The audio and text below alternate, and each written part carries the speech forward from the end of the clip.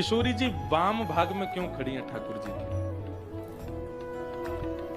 वाम अंग, दक्षिण अंग, यहीं पर ही पत्नी खड़ी होती है। क्यों? बुरा नहीं मानिएगा माताएं, बता दूं क्यों खड़ी होती हैं। उनको कहा जाता है वामा। क्या कहा जाता है? वामा। वामा का मतलब होता है उल्टा।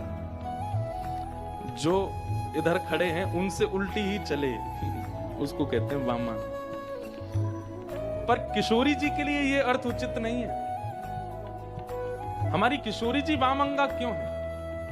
वो वाम भाग में क्यों खड़ी हैं? बोले ठाकुर जी तो उस पर दृष्टि डालते हैं जो भजन करता है, जो साधन करता है, जो नित्य गुरुजनों की आज्ञा मानता है, सत्संग करता है, बहुत व्यवस्थित जीवन जीता है। ठाकुर जी उसको देख के प्रसन्न होते हैं, मतलब गुण देख करके प्रसन्न होते हैं। पर सामने दर्शनार्थियों में कई उल्टे हैं, जो ना नाम जप करते हैं, जो ना गुरु आज्ञा मानते हैं, बस केवल संसार से थक हार के पहुंच गए कैसे भी।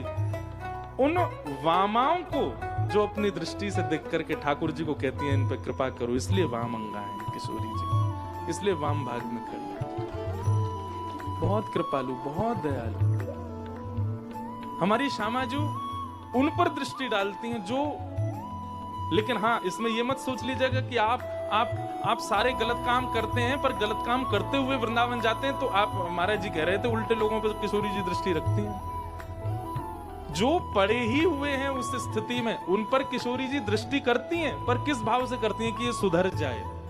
पर जो पहले से बहुत गलत था, लेकिन अब कैसे भी करके बस रोता बिलखता सामने आ गया, ठाकुर जी अभी भी उसको नहीं देख रहे हैं, इसने बहुत पाप किए हैं जीवन में, अब आया मेरी शरण में, अब कैसे स्वीकार करूं इसको। उस बामा को पकड़ करके या फिर ठाकुर जी को पकड़ करके उसके हाथ में दे, नहीं इस पर कृपा करो, ये बहुत दयालु, बहुत बेचारा, जो भी किया इसने जीवन में सब नजरअंदाज कर, इसलिए किशोरी जी वामंगा है।